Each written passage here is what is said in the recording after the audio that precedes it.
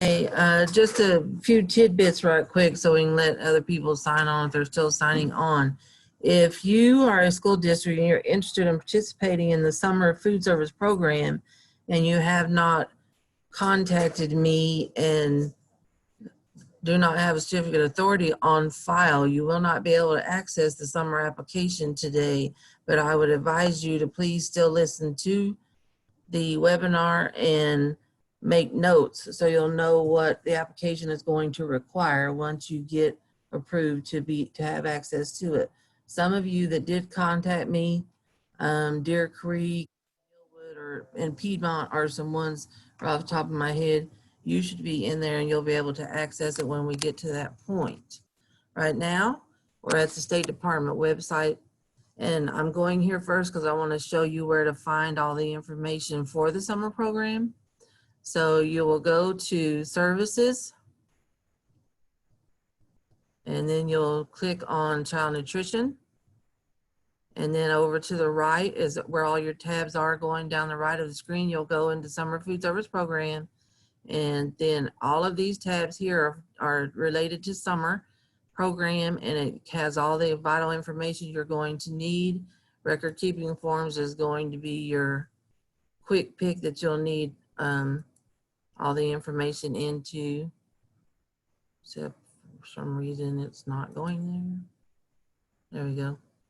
So for example, here's the certificate of authority for you new schools that need to send that to me so you can get access to the summer application.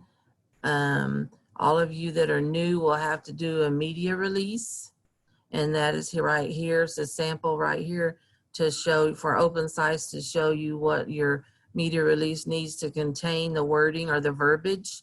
Make sure your media release contains every site that you are going to have open participating in the summer food service program. The email that went out about this webinar had the instructions attached for you to be able to get on and do the summer food service program online training. If you are a brand new school district coming on board, that training must be completed, and you must also train your staff that's going to be preparing your meals. And that is a must. The USDA has not waived that, and that has to be done.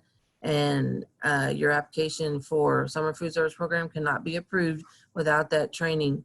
You don't have to send me a certificate of proof or anything. Our system allows us to go in and print a roster, and it shows me who all participated in the training and completed it and what date you completed it. So that's what I will be looking for. So make sure you actually complete the entire training, or it will not list your name on the proof that I need. Let's see, right here is your summer food service meal patterns. Those of you that may choose not to use NSLP meal patterns and would like to use summer meal patterns, here's your meal patterns here to show you examples of what servings and what products are required. The summer meal patterns are more lenient. You don't have to, you do have to serve fruits and vegetables, but you don't have to serve them from specific subgroups. Okay, and I don't know why my screen just went blank. It's disappeared. This is not their training. This is just how to get on the application, Right. But this is just showing you tidbits on how to get information and forms and everything with the summer program. I don't know why we went blank. Okay, so I'm gonna, let's just, oh great, it just says screen sharing has stopped. Hit screen share again. Share screen again. Yeah. And share. Yes. Okay. Let's try it again, folks. Sorry. Computers are just like husbands. We can live without them. We can't live with them. Can't live without them. I've never seen that. Just close it.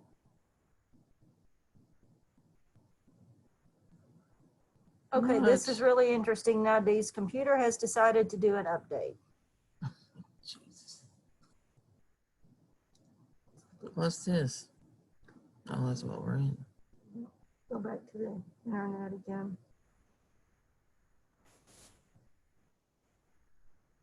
Stop sharing, let's go back. Okay, now share. Mm-hmm. Oh, here. It doesn't matter, I Oh, don't think okay. it matters. And share, right? Yep.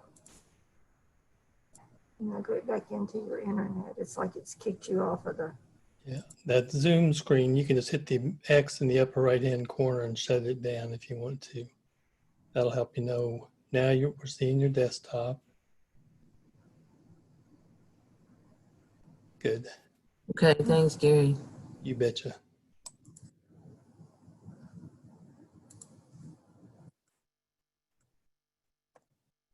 Okay, everybody, sorry.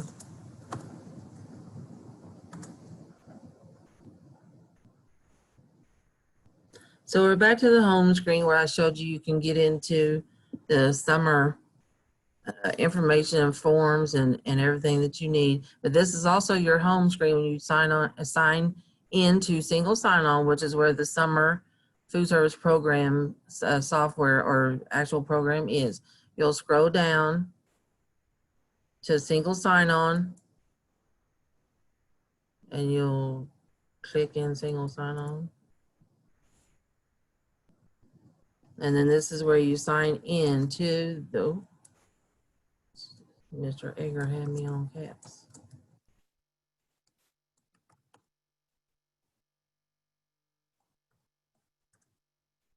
Yeah, I thought I hit one. Fingers are working faster than I need them to. Okay, when you're logging on, can you see it? you're in there. Okay, so when you log on, you'll see some of you may have different sections or different things you can go into. Just scroll down until you find summer programs. And this is what it's going to look like. All of your categories and sections are going to be to your left in yellow. Let me get into my test one. As you can see, like this is all of the sponsors. So you can see, like, for example, I mentioned Piedmont is new, so they're on the list. But you'll go, when you sign in, it'll already have you in your actual site. Up here in the right corner, it'll have the name of your district or your sponsorship, your county and district code. Always make sure you're in 2021 there. And then you'll be like, so I'm going in like what you'll see. Okay, so now the very first thing we're going to fill out is the sponsor section. Administrator sponsor name is going to be your superintendent. Authorized representative will be the person that's completing this application and will be completing the summer program claims. If you're with a food service management company, it must be a district employee that enters and certifies this application in the claims, okay? Make sure you know that and understand that. Your DUNS, please pay attention to the DUNS. You cannot enter this yourself, but if it shows that you have an expiration date or you have this newbie date here, please make sure you send me your DUNS immediately so I can get that certified and in there for you, because if your DUNS is not current, it will not let you do a claim. Okay, and then the rest of it is just almost self-explanatory. You have your mailing address, your physical address, and the contact information is, again, like I said, the person responsible for this application and the claims. Agreement and policy consent is your next section. You'll have to go through here and read all of this and agree to the policies and consents. And then once you do all of that, your purple check mark over here will turn into a gold lock. The rest of these sections, once you save and certify them, will turn into a green lock until I approve and certify them, and then they will be gold. Okay, so now I'm in program information. Number one asks what type of expenditure procurement plan you are using. The first one just asks if you're a district that expends $750,000 or higher in a fiscal year, you say yes or no there. Is program audit annual or biannual? Most school districts are conduct annual audits or have what am I trying to say? Internal audits.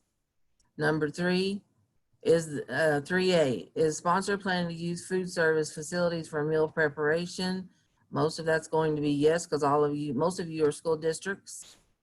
And then is food to be prepared at a location, other than the food service site? Most of the time that's going to be no. Number 4, does the sponsor contract with a food service management company for the meal preparation? If you have a contract with a food service management company, answer will always be yes. If you are a nonprofit, because I do have some nonprofit sponsors, I have a couple that purchase meals already prepackaged from a company, then that's also considered vended and you will say yes here. Number 5, does the sponsor provide ongoing year-round services to the community? Every summer program sponsor must do that. So yes, that's going to be yes for everyone. Beginning date. Your beginning date for this application is 10/1/2020, and your ending date is 9/30/2021. Because the summer fiscal year is October 1 to the end of September the following year. We're having you go ahead and put September because we don't know how long this COVID situation is going to take place. We don't know if the USDA is going to extend it from January on. Suspecting they might, but until we get it in writing, we can't confirm that. So we're just asking you to go ahead and put the ending date September. If we go back to a real world and in May when school is out, you decide you're not going to participate in the summer program at all you'll have to do is shoot me an email or give me a call and I'll go in and change your ending date to the end of May. But right now we're going to put September to cover all of us. Okay, and then your number of operating days, you'll have to figure that out because you'll have to look at your calendar and figure out how many days you're going to be serving in every month from October to next September. And I know you may not know roughly because the calendar may not be out for next school year, but you can guesstimate I would just refer to this year's calendar some to give you your numbers there. Number of sites, you'll list how many sites you're going to be serving on the summer food service program. And number 8, does the sponsor operate sites in other states? That is a yes if there's a sponsor that participates in another state, and I do have one, I know for sure off the top of my head, that participates in another state. Okay, so now we're gonna move on to your admin personnel section. Excuse me. Slowly but surely.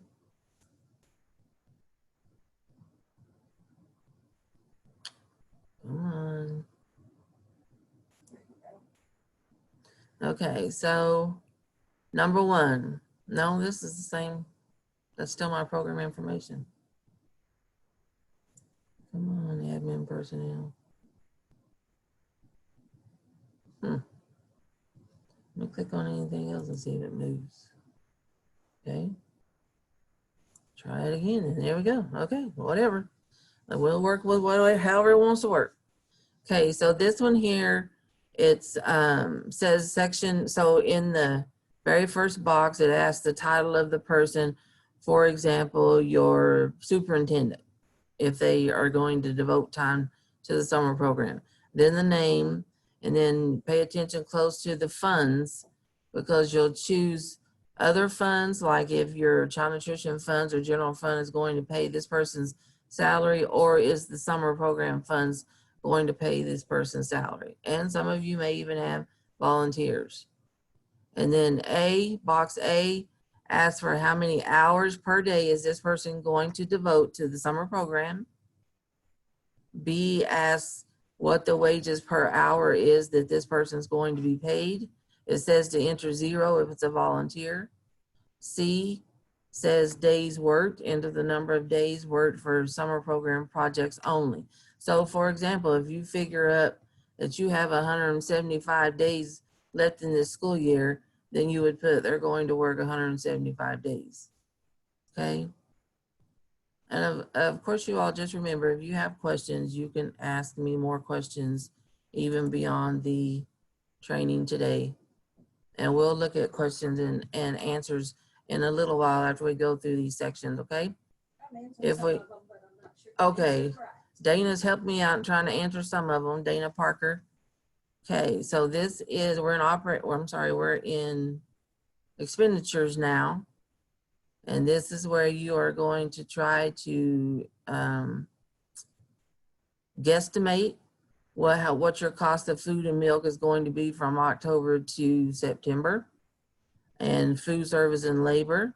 If you're with a food service management company and your contract is just straight $3, for example, per tray, and like they purchase all the inventory and they supply the workers in your kitchen and everything, then you will go down here to other and you will figure up roughly what you think they are going to charge you for each month. Or if you were with them last year, I would look at your total cost that you had for your school year last year and put it in here. And then where it says other cost description, you will type in here straight contract pay with whatever company you're with, okay? And all these other sections don't even have to be filled out, because if the contract is that way, then you're not paying anything else but just straight cost per trade. Am I saying that right, Dana? Okay, so next we're gonna go to the sponsors plan section. You just have to read each one of these sections, A, B, and C, and do the click the drop down and click yes that I agree, and you can save. And here's your save button up here. Sorry guys, I didn't even mention it. Each section will have a save button. Once you save, it'll certify. If you want to print each section, I would advise you to do that. That's just proof that you filled out the application. Sponsor training plans, this is the same situation. You'll read both of these questions and then answer it. And again, like I said, if you are brand new coming on, which means you did not participate in the year 2020 at all, then you are brand new and you will have to do the summer online training and conduct training for your staff members. Training dates.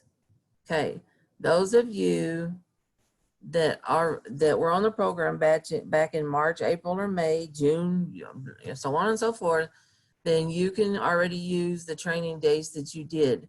We're still in the year 2020, and the USDA is allowing you to use the dates that you trained back in April per se, that's when you train.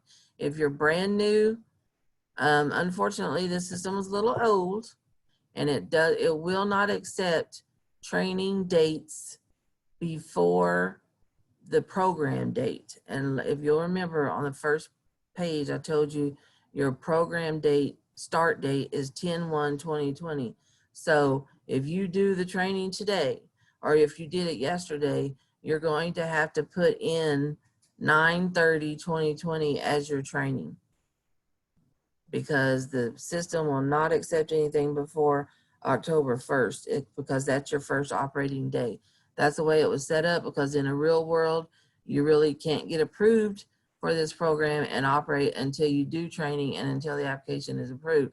But the USDA has waived a little leniency there with those things. And so that's why we're allowing you to apply now, but you must, apply as soon as possible, because you cannot do an October claim until I get this application approved. And as I'm showing you each section that you have to complete, I have to go behind you in every single section and approve it. So it's not a 5-minute approval process. So to make sure you all understand that, please email me your actual training dates that you did with your employees, and I'm going to note it in here in a comment section that only we can see. Okay, miscellaneous is our next section. The first, number 1 says list sources and amount of income to program other than summer program reimbursement. In other words, maybe if you sell meals to adults. So this is your choice as the sponsor, whether you're going to sell meals to adults or not. The school districts, I know we're in special situations right now. A lot of the school districts are They are selling meals to the adults like their teachers on staff, but they're using their own child nutrition software, like if you're with NutriKids, to record those adult meals instead of saying that you're selling them here. And that is your choice. So if you're going to use your own child nutrition software that you have at your school to record your adult meals that you sell, then you'll just put NA or not selling adult meals with summer program. But on number 2, it doesn't show you in this test site. I apologize for that. But when you pull this up, or if you're in it now, it'll show you the minimum prices that must be charged. And you'll have to put those prices over here, whether you're going to sell adult meals or not, because it wants you to say, if by chance you were to sell one, these are the charges you must do. Like if it says, I believe it says $2.16 for breakfast, don't quote me on that, then you have to put $2.16 over here in the yellow squares where it says actual charge. It must be $2.16 or higher. You can't put anything less than what the minimum charge is required. Okay? Excuse me. Sorry, guys. I'm getting over a cold from last week, so I'm praying my voice lasts for you.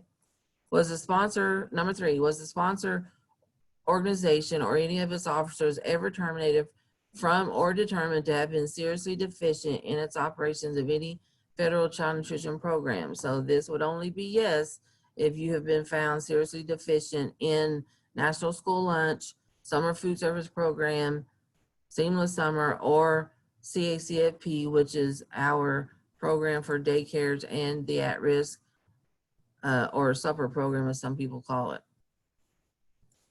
Number 4, how are you collaborating with the school food authority to inform eligible families of the availability and location of free meals prior to school ending? Well, that normally means how are you going to advertise before school's out when we used to run the summer program on a normal day or in a normal year. So here I would just put the avenues that you use anyway to advertise, like your district website or your district all call or your district all email or even the newspaper, because those of you that I've already talked too much, sorry. So those of you that are new, you will have to send out a media release, so you could even just put here that you're advertising through the media. Okay, so miscellaneous. So next section we're going to is procedures. Outline the procedure for collecting the daily number of children's meals served. So some people have asked, can they still use the child nutrition software you have, for example, NutriKids, as your daily counts? And yes, you can do that, but I highly, highly, highly advise you to double check with IT and make sure they are backing up those files every day. Or for your records, print those counts every day. And the reason why I say that is because we had a sponsor that was using a computer system for all of their summer data, and the computer crashed and it couldn't be retrieved. So that sponsor could not prove to us any meals served, any counts, or anything. And they weren't allowed to claim because they didn't have no proof to show that they served X amount of kids on X amount of day. So just always make sure your IT department is backing up. That's even, safe for us here. Lord knows if the State Department didn't back up, we would be up a creek without a paddle. Okay, number B, outline the procedure for collecting the daily number of adult meals served. If you're not gonna serve adults or sell adult meals, you'll just put non-applicable there. C, outline the procedure for collection, the hours worked by site personnel. So you'll just put there how you are tracking your site personnel's payroll hours, whether they use a timesheet or a computer time system. You'll indicate there what you use. D is outline the method used to collect records from each site if applicable. So if you're a district like Tulsa with 500 sites and you need to get your counts from them to tally up for your claim, you need to explain here how often and how you're retrieving your counts from each one of your sites. E, outline where summer program records will be kept. So you need to dedicate specifically, are your records being kept in such and such cafeteria's storeroom or child nutrition main office? But summer program records must be kept for 3 years plus the year you're in. So you need to indicate here where your records are going to be kept, and they can't be kept down the street in a storeroom or a storage closet somewhere, because if we come out to audit you, we're going to ask to see records from a year or two ago, and we're not going to wait for 2 hours for you to go down the street and find it. It has to be in a accessible place, as easy accessible for you to retrieve for us to see if we're required to ask for them, okay? F, outline procedures, including timeframes for correcting problems that could result in termination of the program at approved sites and the method of follow-up to ensure correction of problems. So honestly, in short, I'll just tell you the rules of the summer program here for F is when you go out to visit your sites or do reviews and you find problems, it is expected that problems will be corrected within 24 hours unless it's a major issue like plumbing or something, and then you need to explain how soon that's going to be repaired. Okay? I apologize if I'm going a little too fast for you all, but I'm trying to make sure I get all this in for you and maybe have room for some questions for you all.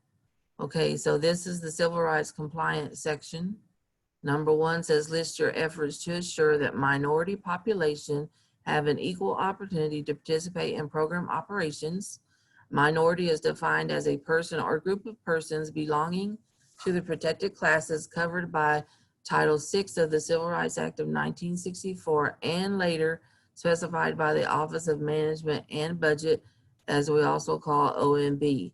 So here you'll just list the efforts that you are going to use to make sure any and every child, no matter what minority background they are from, are offered a meal under the summer program, because any child 18 and under can be served on the summer program.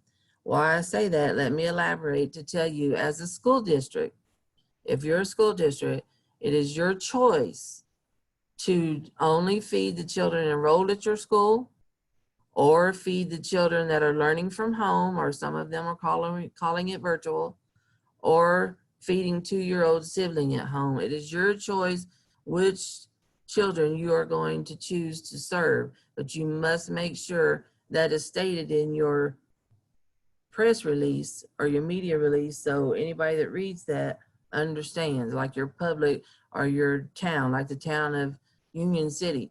Union City needs to see in that newspaper which children in that town you are and are not going to offer meals, okay? Number 2, list your efforts to contact minority and grassroots organizations about the opportunity to participate in the program.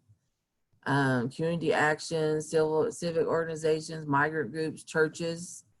So that's just saying list, different organizations in your town that you're going to reach out to and communicate that you're offering the summer program. If you're going to only offer your enrolled children, then I would list here that you're just offering to your enrolled children as of date.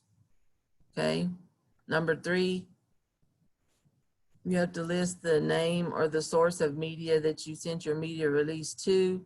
You also have to, the second one says name of local health department. You also have to send a letter to your health department letting them know that you're serving your children for this school year until December for sure under the summer program, and then the date that you sent your media out to them. So keep in mind, some media avenues will charge you, and they're not supposed to, but some do, and we can't control that. And if you send it to the media but they never publish it, you nor I can control that. You just need to keep proof that you developed that media release and you sent it to them. Whether you sent it by fax, whether you sent it by email, you need to document that in case they don't publish it. You'll have proof that you at least sent it to be published, okay? Sorry, I'd have a drink. Number 4, enter the number of potential eligible beneficiaries by race. So you'll just take your entire enrollment in your district and break it down by the ethnic backgrounds here and put your numbers in here for number 4. Number 5, enter the number of potential eligible beneficiaries by ethnicity. So some of you have actually kind of already done this on your NSLP CARS application. So if you printed those pages, just grab them up and add them all together and put it here on number 4 and number 5. Number 6, enter the sources used to obtain the estimated number of eligible beneficiaries. So you'll just put, if you're a school district, you'll just put your source was your actual student enrollment database. If you're a nonprofit, you can even get numbers and enrollment information from the local school district near your site. Number 7, list all of the publicly funded programs in which the institution or any of its principals has participated. So a school district would list here NSLP for National School Lunch, SBB for School Breakfast Program, At Risk if you participate in that, and summer programs, because those are all federally funded programs that you may participate in.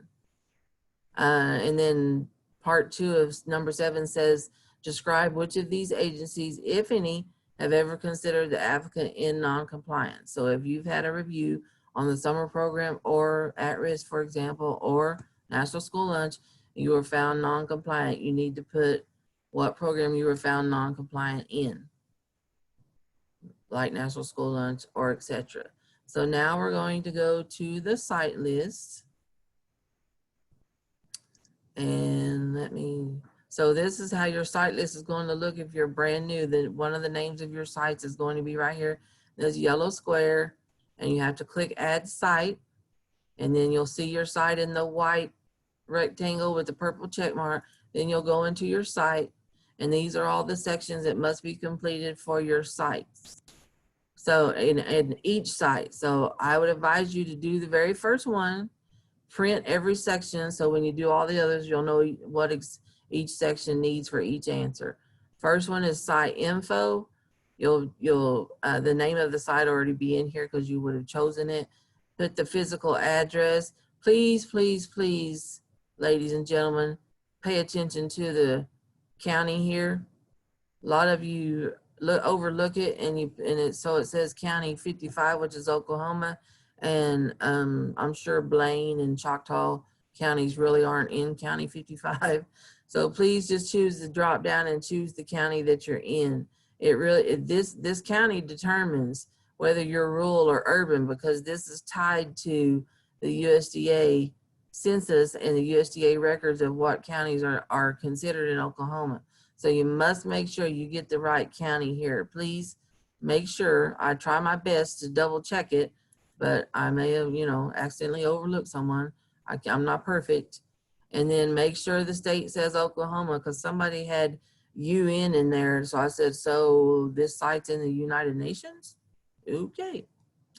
And then type of site, all school districts are nonprofit. So you would click nonprofit.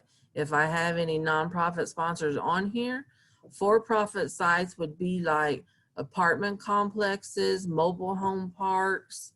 For-profit means a site where you're serving meals, but that site makes money from the participants. In other words, an apartment complex or a mobile home park, the people living there pay rent. So that's considered a for-profit site that you're having your summer meal site at, okay?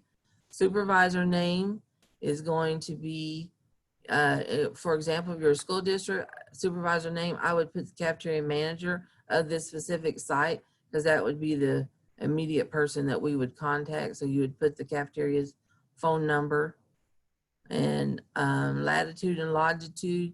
The instructions here tell you how to find that for each individual site of yours. There's a link there for the map and everything for that. Okay. Dana, is anybody complaining I'm going too fast? No. Okay. A couple questions we need to ask you when we get there. All right. Well, it may not show me some of these sections without this one filled out. Yeah, because it won't know it. Yeah, hang on. Let's see.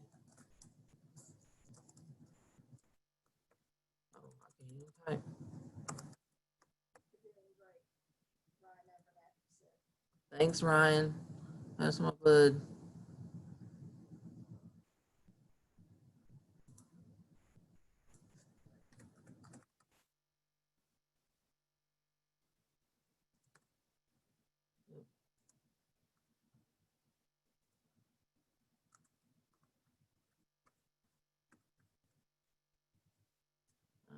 Let's see if it'll save it without latitude launch. Oh, yeah, yeah, yeah. See, and I'm glad this did this though, because I want to show you all. If you put something in wrong, you see these red arrows at the top. Trust me, it's gonna let you know. Oh no, we don't like that. Ah, working too fast. Sorry.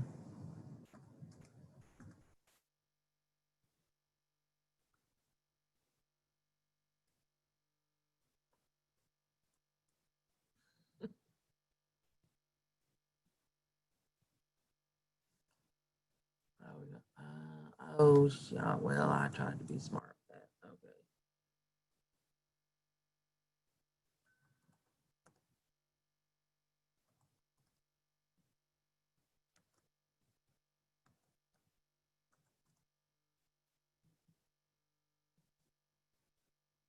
Okay. Okay. So let's see. Now will it let me in there? Oh well, whatever. So pre-op visit lets me in there, so I can tell you what to put here. Pre-op visit is the last one. Those of you following along with me, the last purple check mark. Number one, ask for estimated number of children the site could serve. So I would put at least your enrollment here, because you could serve at least your enrollment, if not a few more. Estimated number of needy children in the area. You could put your enrollment there, or you could put the entire district enrollment there. Number three is another site needed in this area. These are just drop down question or answers. Are the present facilities adequate for an organized meal service? That should be yes, definitely for all of you school districts, because most of you have your own kitchens, or at least one kitchen for the district. Let's see. Okay. Number five, shelter for inclement weather. It should be yes, because most of you have your own school building. Adequate cooking facilities should be yes, because again, like I said, you have your own cafeteria in the district somewhere, if not in every school. Adequate storage for prepared or delivered food. Storage space for records at site. Adequate refrigeration, access to a telephone. Then number 11, what system will be used for serving meals to attending children? Select all that apply, and just about all of you will be cafeteria style. Okay, unitized meals would be the meals I mentioned earlier, that like a sponsor purchases the entire meal already prepackaged, except maybe for the milk. That would be what's considered a unitized meal.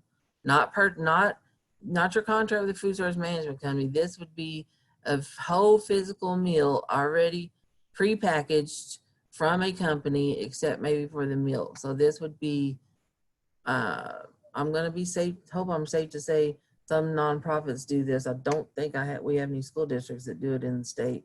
If we do, I've never been told. Number okay. Number 12, what type of organized activities are possible or planned at this site? If you're a school district, I would just put school activities. If you're a nonprofit, let's say for example, you have a YMCA as one of your sites, you would put like educational activities or whatever the Y offers. Number 13, improvements or corrective actions needed before site operates. You would comment here if you went out to visit your site before you opened it and found things that needed to be taken care of before you could open. Number 14, describe the delivery and holding of meals until time of service and arrangements for storing and refrigerating any leftover meals until the next day. All of you that work in a kitchen already know the answers to this question. If I have any nonprofits on board, you would have to explain how you're going to hold meals. Like if you went to, like if you had a park for one of your sites, you'd have to explain what equipment you're using to keep those meals at temperature, whether they're cold or hot meals. 15, describe the arrangements for food service during periods of inclement weather. This is just for, excuse me, sponsors that have outdoor sites. Number 16, the first week visit for a returning site that operated successfully during the previous summer may be waived. Does this site need a first week visit? If you're a brand new school district coming on board, yes, every one of your sites requires a first week visit. If you're a seasoned sponsor that didn't have any issue with any of your sites in the previous summer program, then the answer would be no. Number 17, describe communication for making necessary adjustments in the number of meals delivered or prepared in accordance with the number of children attending daily at each site. Most of you, the best way to communicate that and figure out roughly how many meals you should be able to serve each day is go by the previous day's meal counts. Whatever, if lunch was 150 the previous day, then you need to roughly be prepared to fix for 150 the next day. But be effective and be smart about it, and try to choose products that can be batch cooked so you're not wasting money and food if the children don't show up. Right now, most of you are in school, so you should have a running average number of how many children are going to be there, unless you have a major COVID outbreak, and then we'll all deal with that when that rolls around, like we've been doing since March. Okay, number 18, will this site participate in the demonstration project for non-congregate feeding for outdoor summer feeding sites experiencing excessive heat? This question is only for sponsors that have outdoor sites, which I don't think we really will right now during the school year much, but they would answer that, and they have the option to send the meals home in a normal non-congregate setting if there's severe weather or heat warnings. Okay, offer versus serve. Number 1A, will the sponsors approved sites be participating in offer versus serve for the summer program? This is a yes or no question. This is your choice. This is for offer versus serve is offered for schools only. Nonprofits cannot do offer versus serve because they haven't had the lengthy, adequate training that needs to be taken for offer versus serve. Okay, and then you'll choose which meal you're going to offer versus serve if you offer it. And then number 2A, select the menu plan you option implemented by your site. So like I mentioned earlier, as a school district, you have a choice of using your national school lunch menu patterns or summer menu patterns, and you need to choose from the drop down which menus you're going to be using during this program. B, will the summer program site continue the menu planning option for duration of the program? And this is a yes or no drop down question. And then C says, if no, then what menu planning option will you be using if you're not going to use one of these during the whole program? Okay. Site meals. Oh, it's not going to let me see it. Okay, let's see. Site meals, I wish it would let me show it to you. Pretty much in the site meal section, there's boxes in there, and you choose what type of meal you're going to serve, what time you're serving it, and how many days, what's the other one? Hang on, let me think. It is what meal, serving times. The estimated number of meals. Yes, average daily participation, ADP. You'll have to put in there. I suggest highly that you at least put your enrollment. It gives you a little wiggle room, because if you, let's say your enrollment's 400 and one day you serve 401, the claim is going to stop you and say your ADP, it doesn't match, and then we have to adjust it. But put your enrollment in there now to give you wiggle room so we don't have to do a lot of adjusting. And then the last box on your meal asks you, are you self-prep or are you vended? If you're with a food service management company and your contract is, I call it half and half, where you're contracted with them, but your kitchen staff is still the district's, and the district still purchases inventory, you're still considered vended because you have a contract with a food service management company. So even though your staff self-preps those meals, you're still vended because you're contracting with a food service management company, okay? Site operations, here again, it's gonna ask for dates. Your beginning date is, again, 10/1/2020. Your end date is 9/30/2021. And then you'll have to go down here in each month, like for the month of October, you'll have to list you're in operation for, 18 days or whatever October is going to be. In February, you'll have to list however many days you're going to be in session in February. Now, if you're a school district that has chosen to serve every day and send meals home for Saturday and Sunday, or if you're a school district that only goes Monday through Thursday and you send meals home for Friday, Saturday, and Sunday, then you're going to put every day of the month in these months because you're giving meals for every day of the month. Understand that? If you don't, shoot me an email. Okay, 3A, will the site serve meals on Memorial Day? That's a yes or no drop down. July 4th is a yes or no drop down. Other days closed. Where you would put comments here is again, if you're a school district that's only in session Monday through Thursday and you're not giving any meals for Friday, Saturday, Sunday, then you would comment here that you're closed every Friday, okay?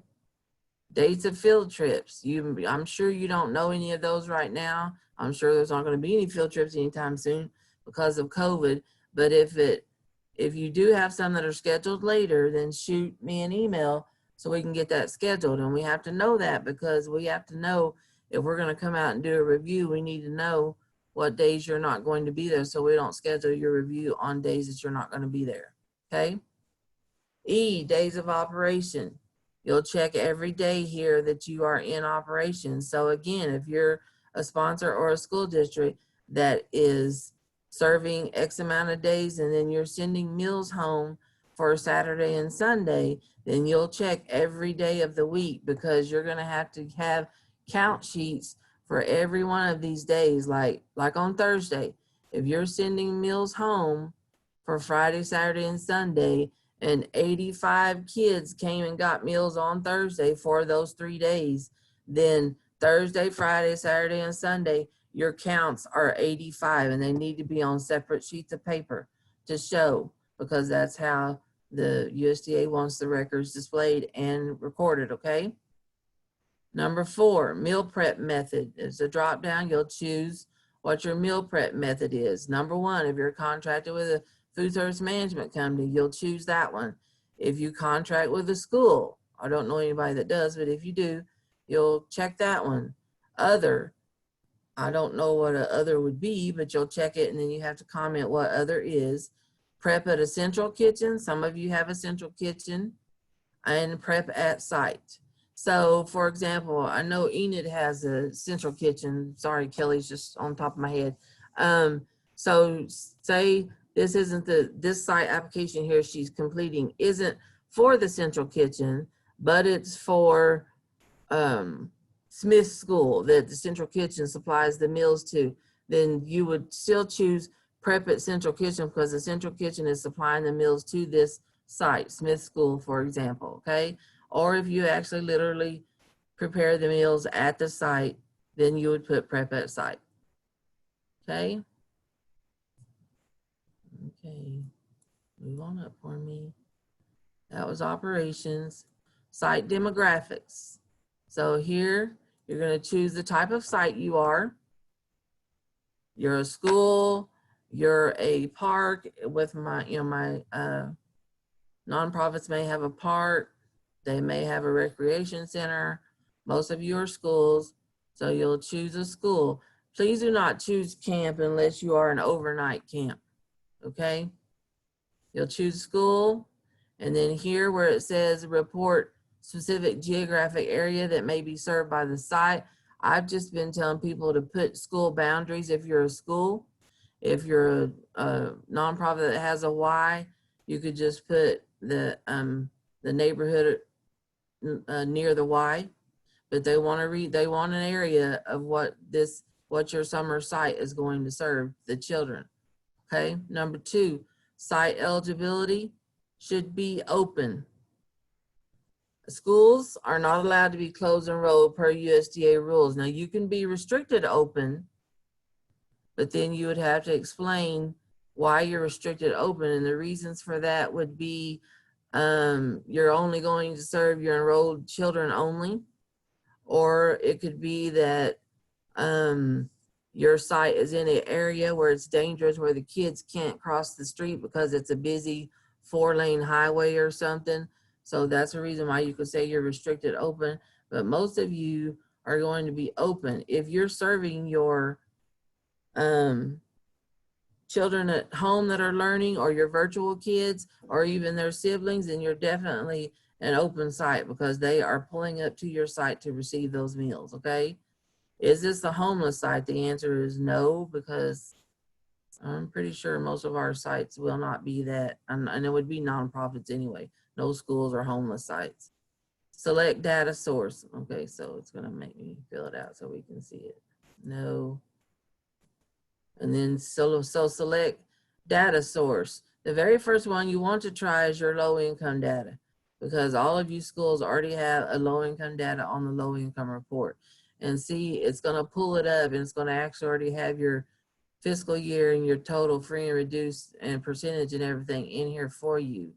And again, right now, those of you that may not know or don't remember, there is a waiver for all sites that are less than 50% free and reduced are allowed to serve meals right now under the waiver for USDA and because of COVID-19. But in a real world, on the normal summer program, your site has to be 50% free and reduced or more to be able to have it as a site. Okay, if this is what you choose for your demographics and how your site is eligible. Okay, and then site personnel, I apologize, it's not going to show it, but you don't even have to put names in there. You just put cook, how many you have, like 3, how many hours are going to work each day preparing the meals, and then how many days you're going to be in session for this program. And then when you need to get out of here to go to your next site or something, you just go down here to below help where it says navigation help, and it takes you back to the front page or the first page. Okay, so what questions do we have? All right, How do I see them, Dana? Can I see them? I think you should be able to see it. So everybody take a breath. Yeah, take a breath, because I know I'm losing my voice.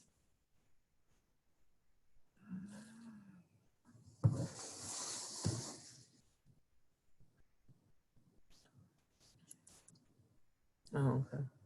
And then you're gonna wanna scoot all the way Yeah. back up. And I've answered some of them, but look at my answers. And I'll chime in. Okay, so give me a moment, people. Take a breath, and I'm going to look at some of these questions and see what we can answer. A lot of you are saying hello. Thank you for that.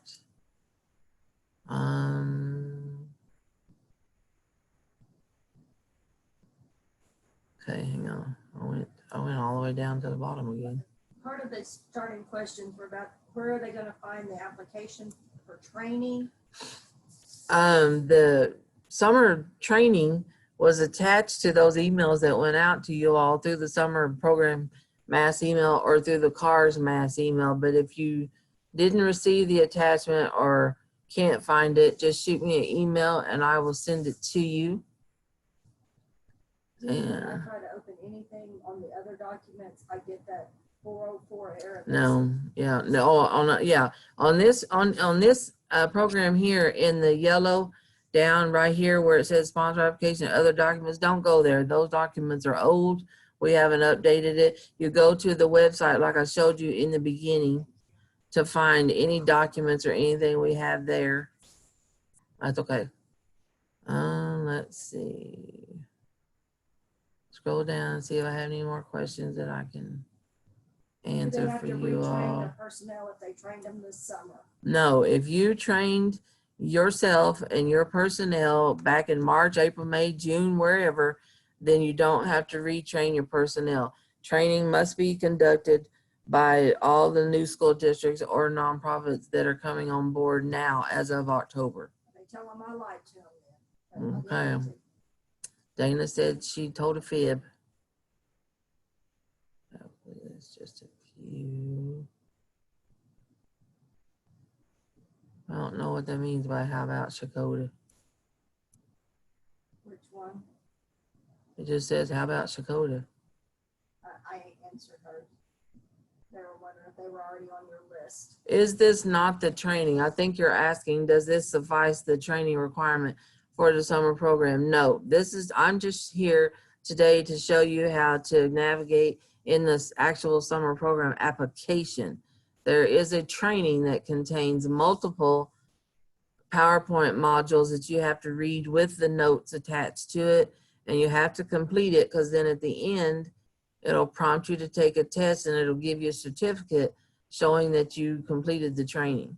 It is separate from this. This is just a helpful training I wanted to do for you all to show you how to walk through the application, because I'm about to be busy 24 hours a day, and that's probably almost literal, approving all these applications. And I just thought it would be so helpful to you and me if I show you how to answer and fill out each section, that keeps you from putting in wrong information and me having to go back and forth with you to get it corrected and stuff. Don't panic. I know you'll still get something wrong. I will too. We're all not perfect, but I just wanted to offer this to you just so, especially the brand new ones, just wouldn't be totally lost and confused. Okay. Since we have just ended 2020 summer program, do I need to train my same personnel with our training we did in May? No, I already answered that question. If you did 2020 summer training, then no, you don't have to do it again now that this 21 application is ready. Okay. Is this a training for next summer's application?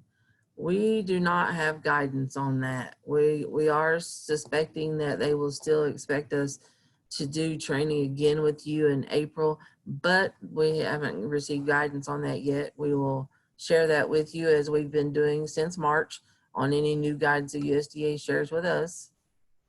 We have virtual days next week. I will have them trained. Is there any way we can do it as a group or online, or does it have to be individual? Yes, you can pull up the training that we have on your computer screen or anything where all of your staff members can see it, and just train them like I'm training you and just read it to them. They attended the training. Just make sure you have a sign-in sheet, and we actually have forms for that too, where I showed you to find all the forms. You can pull one of those forms off and it has sign-in lines on there and blocks, and make sure you keep records of all your training, because if you're reviewed, we ask to show us proof that the staff members and yourself was trained. Okay.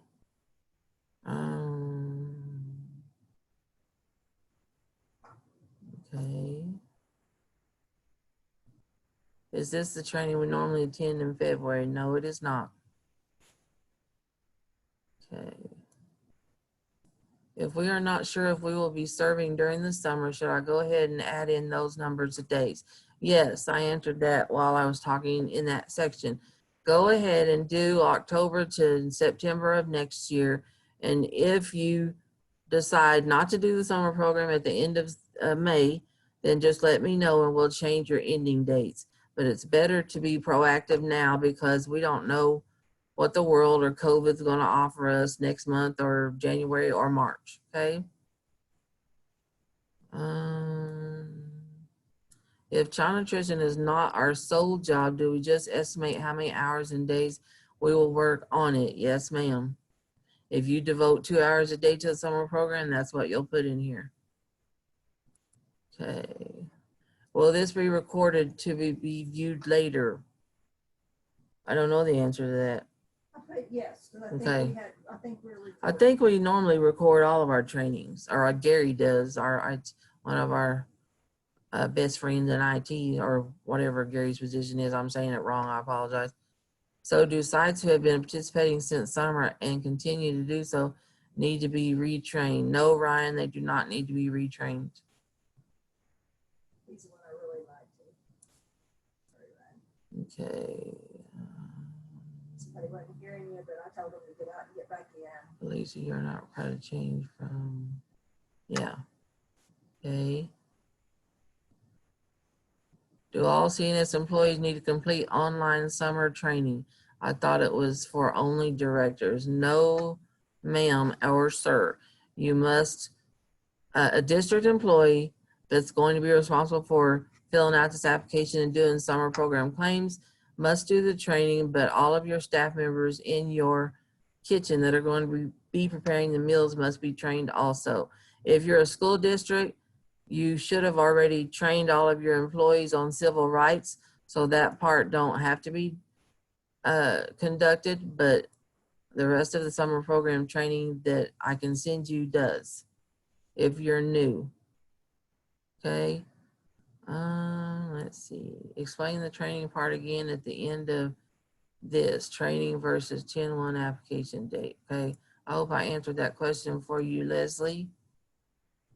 I think what she was asking, where you were telling them, put the date before 10/1, like 9:30.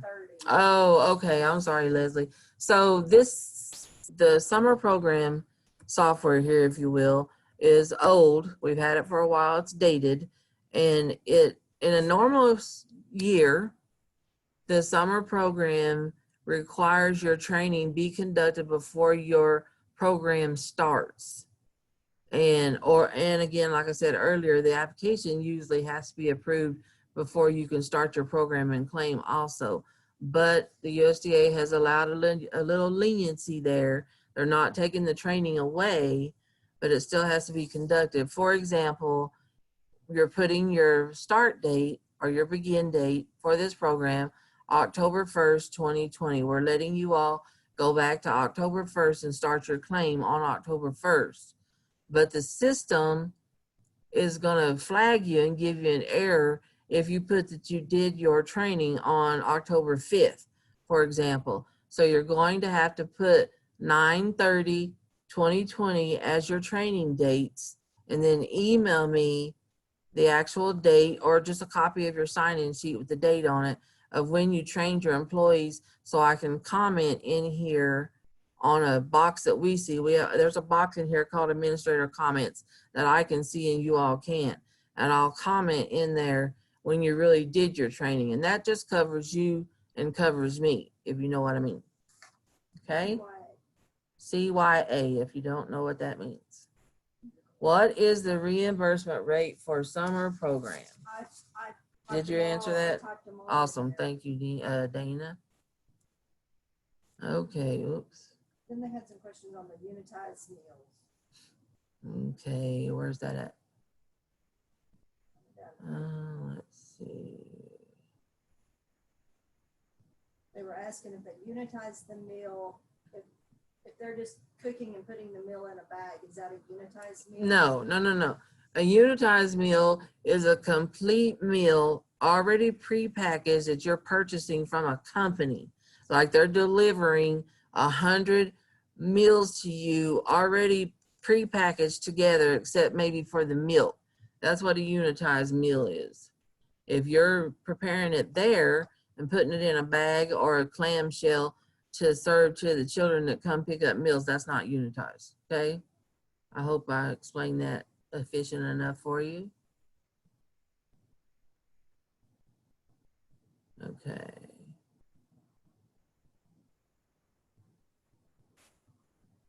I think the question is more, no, yeah, so Dana answered that. It's more for those of you that are familiar, it's more for a meal like from a company, PepsiCo. We use that company because we know we have sponsors that like some nonprofits that contract with PepsiCo.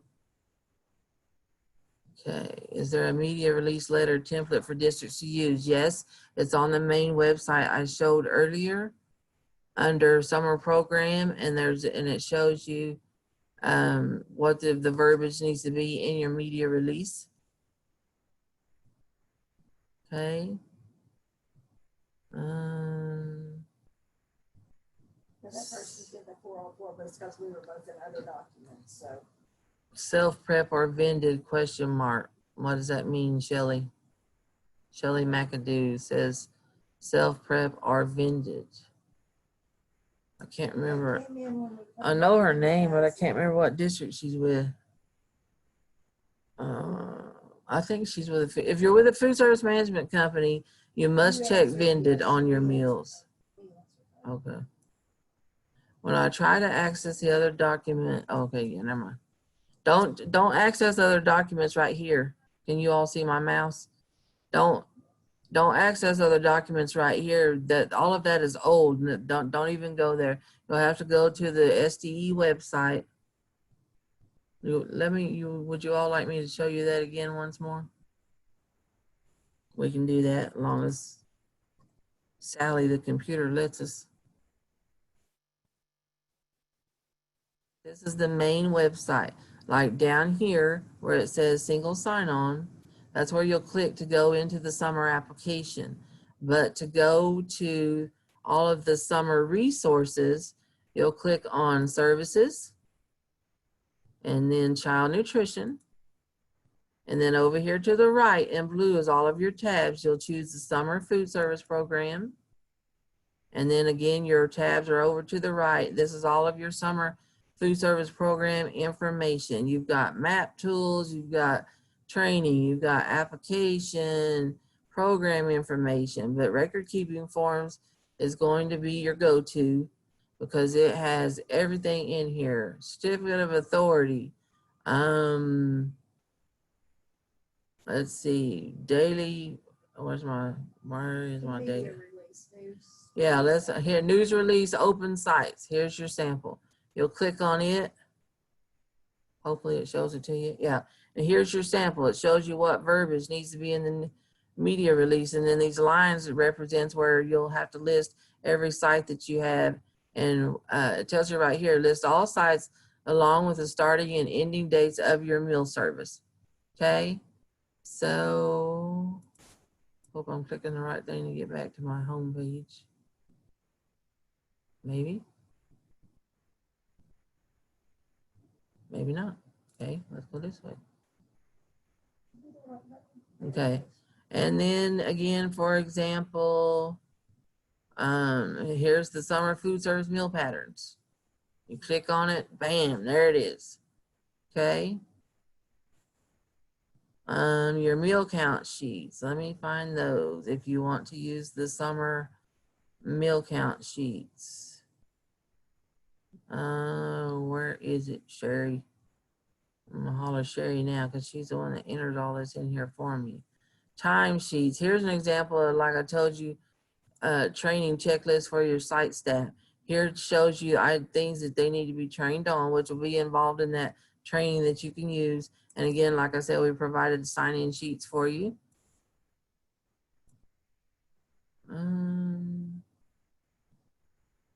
I'm calling it something. I know it's called something.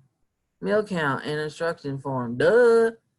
Sorry. Okay, there's the instructions on how to do the meal count form, and there's the summer meal count form. If that's the form you want to use, most of you will. Some of you may choose to use your child nutrition software you have in your school, and the children still come through the line and enter their ID or do their fingerprint or whatever your system is.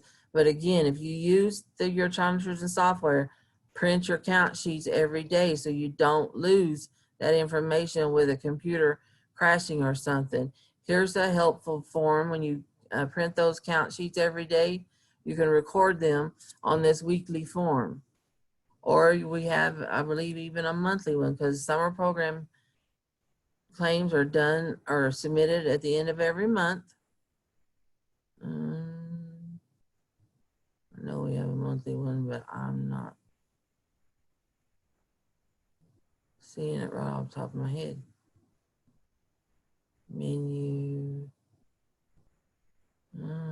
Oh, electronic funds transfer form, very important. I'm glad we went here. All of you that are new, Millwood, for example, Piedmont, for example, I know that you already have this information on file with CARS and NSLP to receive your reimbursements by direct deposit. But the summer program is funded and paid out of a whole different program. So you must fill out this form and send me a canceled check if you want your summer reimbursements to be submitted to you by direct deposit, okay? You must get this to me ASAP so we can get our finance director to get your information in the system. Okay, if you don't, then you'll be issued a paper check. Just fair warning, that's how you'll get it, okay? I thought we had a monthly one. I'm not seeing it, so I'm blowing my mind right now. Sorry, guys. Okay, let's see. We're about at 257. Okay. If you are already approved for Seamless Summer, do we need to apply for the Summer Food Service Program? That is completely up to you and the district. You can stay with Seamless Summer, or you can apply with Summer Food Service Program. That is completely the district's choice. That is your decision, okay? The difference, if you'd like to know, the main differences are the menu patterns are more lenient if you choose to operate the summer program and use the summer program meal patterns. The summer program is the highest reimbursement out of all of our programs for your breakfast and lunch. Speaking of that, I need to give you all a reminder. On the summer program, you can only serve 2 meals. So if you're going to serve breakfast and lunch on the summer food service program, and then your school district and you participate in at-risk, or some people call it the supper program, then that supper or that snack or the combination of that supper and snack will have to be claimed under at-risk. Summer program can only be 2 meals at all times, and the combination you cannot do is you cannot do a lunch and a supper because they are the same reimbursement rate, and USDA does not allow that meal combination for your 2 meals for the summer food service program. Okay. What am I missing? What about a Boys and Girls Club only serving their members that are enrolled? Right now, that is allowed because of COVID and the waivers. But you got to make sure you stress that and make sure your public knows that you're only serving your members. In a real world, when we don't have COVID going on, you would have to be an open site for anyone in the neighborhood to come in and have a meal, okay? Okay.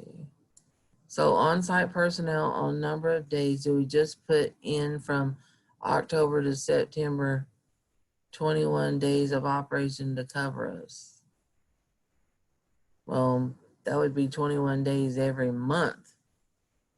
In that one section on your site operations application, it asks for your beginning and end date, but then it asks each month, how many days are you operating in October? How many days are you going to operate in April? How many days are you going to operate in February? Okay, I hope that's what your question meant. We are a hospital, and I think we plan to participate through December.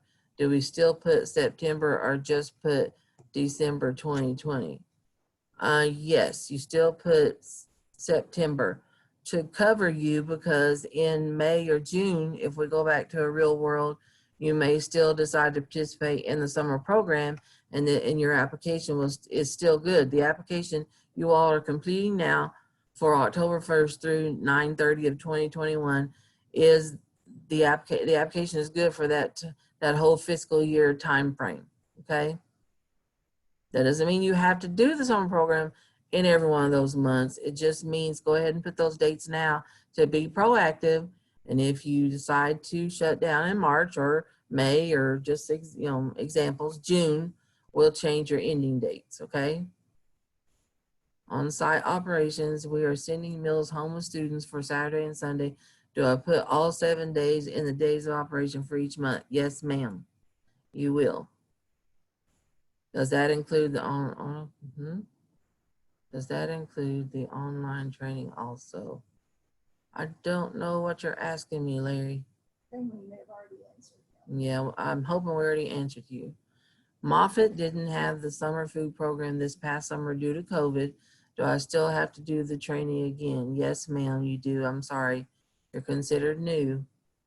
If you ever drop off, even for a year, you're considered new, okay? That's not my rules, it's USDA rules. Okay. I'm following along with Dee, but cannot find the summer food program application. Okay. That may be because you have not contacted me and we haven't set you up, your district or organization up and given you access to it. Okay. Just contact me and we'll see what's wrong with that situation. For where our staff is paid for we. Our staff is paid from okay, your staff, you want to know what am I trying to say?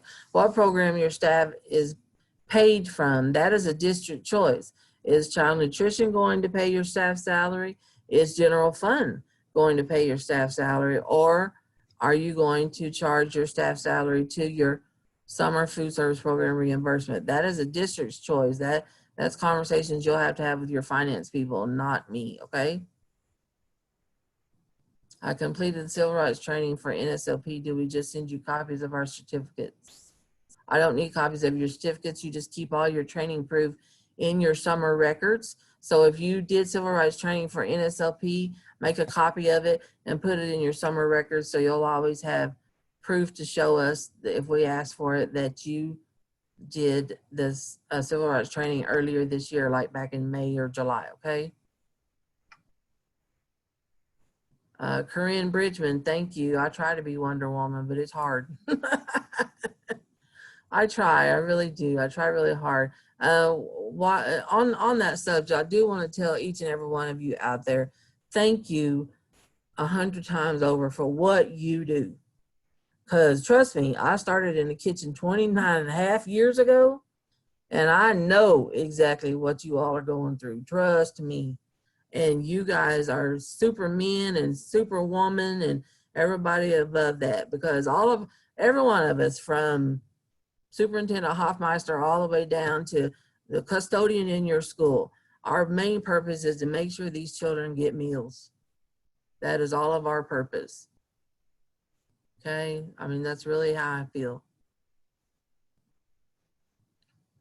Do we now submit the 10-day end of program report since the 20 application is expired? Yes. If you were on the summer program up until 9/30 of 2020, a week or so ago, and you have not sent in your end of the year report to me yet, yes, that is due. So please get that to me as soon as possible. Would 500 a week work? LOL. 500 what? Dollars? No, anyway.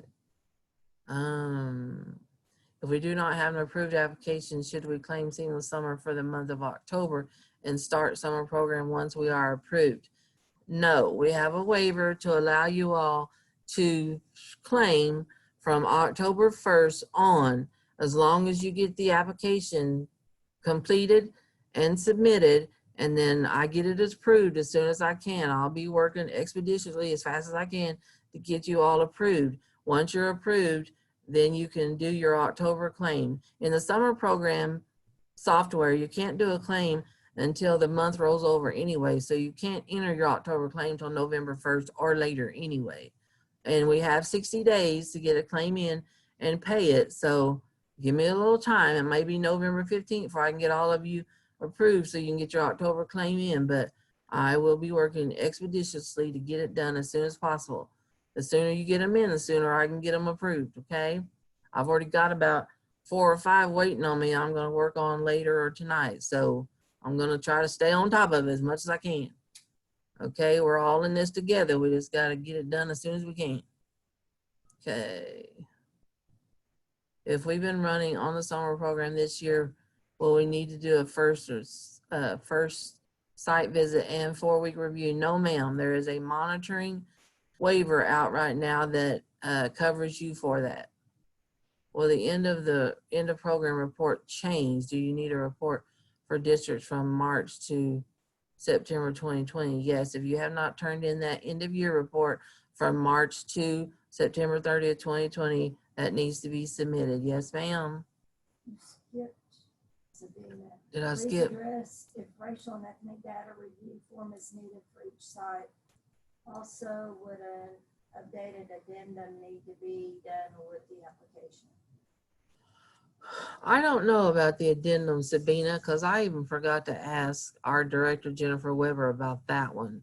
But if you get a chance to do the racial ethnic data form, I say yes, it must be done between now and May for you school districts, because most of you will be out in May.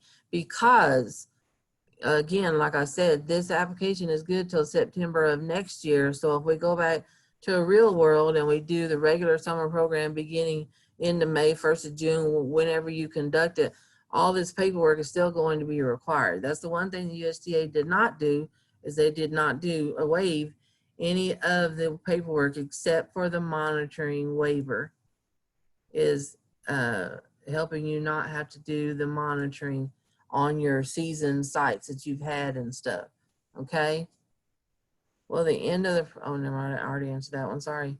If we have the documents needed to apply in cars, do you need me to email you the documents? Yes, please. I know you all give cars your DUNS, and some of us that have access to every program here in our office tries to update the DUNS in every program, but all of us don't have access to that. I don't know who does. I'm sorry, but who does and who don't, but I know all of us don't. And so yes, if you don't mind, just please shoot me your DUNS really quick so I can have it on file for this program and update your DUNS expiration date and certificate of authority. If you already have that on file and it's the one that includes the summer program, I do have access to copies of those.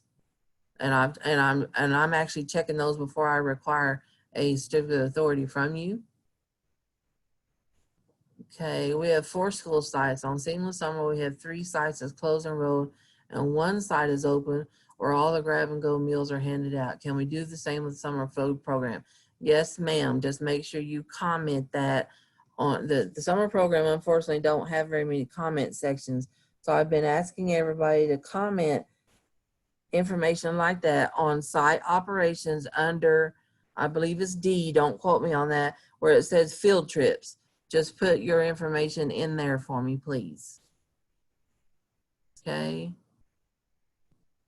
I am currently enrolled in Seamless Summer. Do I need to change over and fill out the summer food service program application? That is completely up to you as a district. Even if you're contracted with a food service management company and they're highly advising you to, it's still the district's choice what program you participate in, okay? It's still your choice.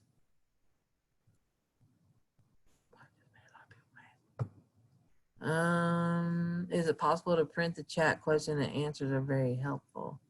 I'm not sure about that. We will let you know for sure, okay?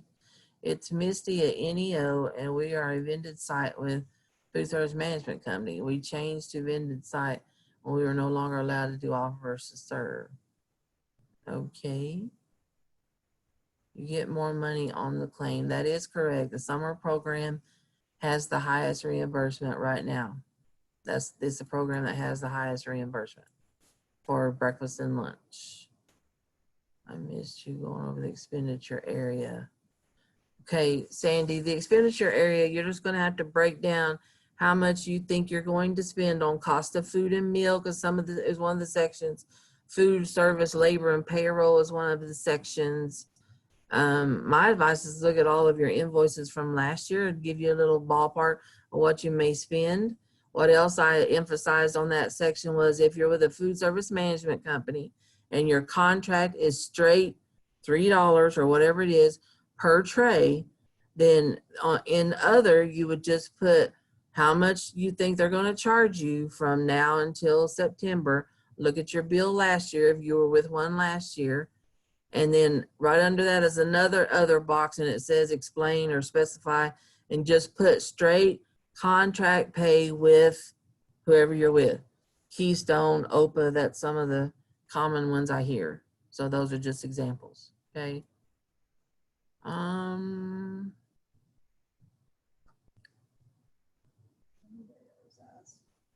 Thank you, Anita. We appreciate that. That's what we're here for. Job security. If you call us, we're here to help.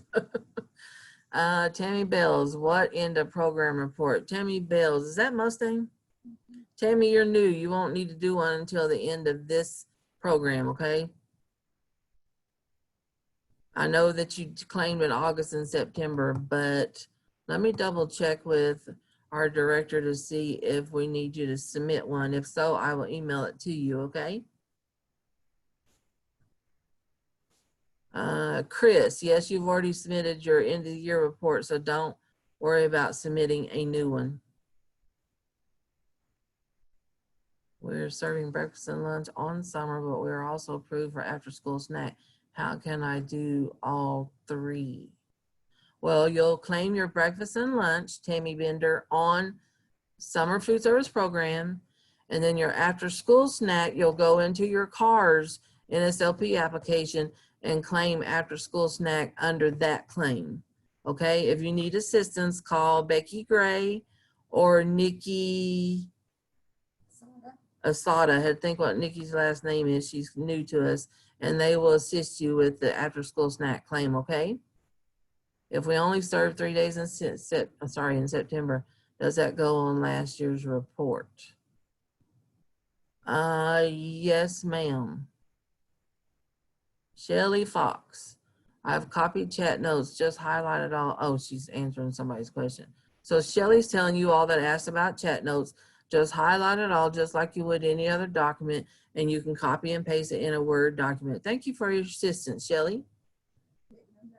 I have known Shelly you all for, Shelly, what's it been? Might as well say 29 and a half years. We both worked at a district together and then went our separate ways. She's at a different district now, and I'm here with the State Department. But I have known Shelly for a lifetime. Okay. I believe that's all the questions. Oh, no, maybe not. 29 and a half years. Yes, Shelly, you are exact. Yes, it has been 29 and a half years. Counting the days, aren't we? Okay. Okay, so I think that's all the questions that I see. Dana, you see any I'm missing? One, did we do a timesheet each month? However, your district chose to do it. Yeah, your time sheets and how you pay your payroll or what program you pay your payroll out of, all of that is district decision or nonprofit decision. Okay, we have, yes, you need to budget it if you're going to charge that salary to the summer program. If you're not, you don't even have to list salaries in the expenditure section. Okay, Chris Bryan asked about budgeting for 763, 764, changing over to 766. Ooh. I would say Chris, yes. Chris, I'm going to say yes, only because I know 766 is a summer program code, but I can't promise you what those other codes are. Well, I can tell you what they are. 763 is lunch, and 766 Okay. is the National School Lunch Code. Okay. So true, you're not. So gonna be collecting- 763 and 764, Dana says, are National School Lunch codes. Do we need to change all codes over to 766? If you're charging all of your child nutrition business right now to the summer reimbursements you're going to receive, yes, you will charge it to, code it to 766. And speaking of that, I had a question today, so I wanted to share it with you all. Because of COVID, some of the districts that came on back in March and April, they ended up feeding way more than they would if the children were just, remained enrolled in school. So on the end of year report for the summer program, they ended up with huge positive balances. So fortunately, for school districts only, if you end up with a positive balance on your summer program reimbursements when all this is over with, you are allowed to transfer that back into child nutrition funds. Once you do that, it can be spent on any child nutrition expense. Okay, every program doesn't necessarily allow that, but the summer program does. So in case you're wondering about that, I wanted to share that with you. I had a question about that earlier today. You can do the changes of 766 through December. Do we know when USDA may make a decision about January and beyond? We have not got confirmation guidance on that, but as soon as they let us know if they're going to extend it beyond December, we will definitely share that with you all, as we've been sharing everything else with you all, like our weekly or bi-weekly chats and questions that you've had about any COVID situation, waivers, all that. We've been trying to keep you all informed as soon as we're informed. October So 13th is the next COVID call. October 13th, Dana says, oh, sorry, 14th, that's my husband's birthday, is the next COVID call for questions about anything going on with child nutrition in schools and all of that. So make sure that's on your calendar if you would like to attend and listen to that one. And I believe we are through, you all, before 4 o'clock. See, you all love me. I try my best not to take up too much time. And again, if you have any questions, just shoot me an email or call me. It may take me a day or so because I'm going to be swamped, but I promise you I will get back to you. You all have an awesome day. Hang in there. Thank you again for all that you do.